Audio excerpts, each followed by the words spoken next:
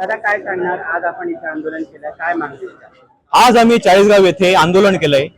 खरं तर ही खूप दुर्दैवी बाब आहे की नीट सारखा एवढा मोठा पेपर, नॅशनल पेपर हा फुटतो. महाराष्ट्रात सुद्धा टीईटी सारखा शिक्षकांची जी परीक्षा असते ती फुटते. खरं तर ही खूप दुर्दैवी बाब आहे.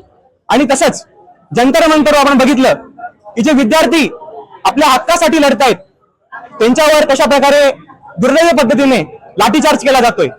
आपण बघतोय त्यांना कुठेही मारलं जातंय. काही विद्यार्थ्यांनी सांगतायत की त्यांना छातीवर मारलं जातंय, कुठेही मारलं जातंय. हे खूप चुकीचं आहे मित्रांनो. पहिला मुद्दा म्हणजे तर विद्यार्थ्यांना पोलिसांनी मारणं हे नी कॅपच्या खाली मारणं योग्य असतं, पण या नियमाचं उल्लंघन कुठेतरी होताना दिसतंय मित्रांनो. धर्मेंद्र प्रधान यांना मी हेच सांगेल की त्यांनी या सर्व गोष्टींची जबाबदारी घेऊन ज्याप्रमाणे लाल बहादूर शास्त्री देखील आणि बरेच असे जे लोक होते त्यांनी राजीनामा दिले. कारण जेव्हा जेव्हा कुठेतरी प्रत्येक डिपार्टमेंटमध्ये काही चूक आढळते तेव्हा तेव्हा ही अकाउंटेबिलिटी असते, ही रिस्पॉन्सिबिलिटी असते की आपण राजीनामा देऊ. आम्ही सर्व विद्यार्थी यांना गुलाब देतो, त्या बदल्यात ते आम्हाला लाठीचार्ज करतायत. हे खरं तर खूप चुकीचं आहे. धर्मेंद्र प्रधान यांनी लवकरच पंतप्रधान यांनी काल जे ट्विट केलं रात्री आणि म्हटलं की या पेपर फुटी प्रकरणाचा आम्ही फास्ट कोर्टमध्ये चालू.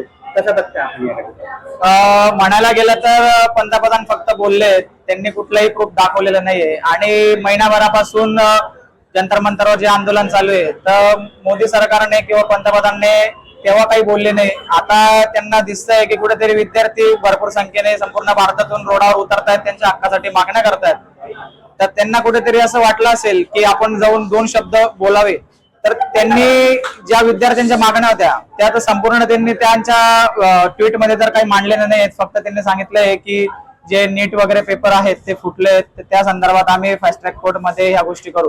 तर बरेच फास्ट ट्रॅक कोर्टमध्ये अशा अपील असतील, त्या जातात आणि त्या लागतात की नागतात आम्हाला काही माहित नाही. बट ही गोष्ट ही बरेच 2-3 महिन्यापासून चालू आहे, ही संपूर्ण भारतात पसरलेली आहे.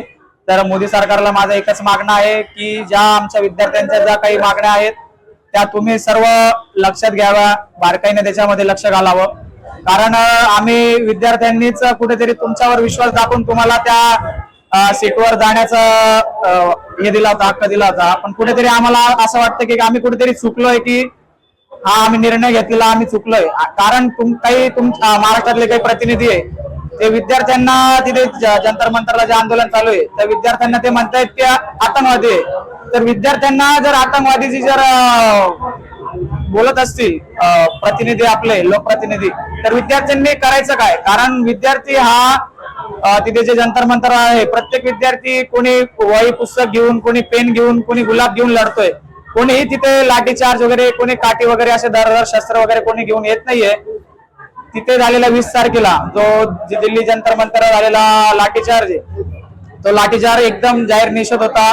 तिथे एकदम चुकीच्या प्रकारे पोलिसांनी काही लेडीजला मारलं, काही मुलांना, 12 वर्षाची मुलं असतील, कोणाचे डोके फोडली, कोणाला काय मिळाले, बऱ्याच लोकांचे तिथे नुकसान झालेलं आहे. तर इथे कुठेतरी न्याय मिळाला पाहिजे, यासाठी आम्ही चाळीसगाव विद्यार्थी, जेवढे चाळीसगावातले विद्यार्थी सगळ्यांनी आम्ही मोर्चा काढला.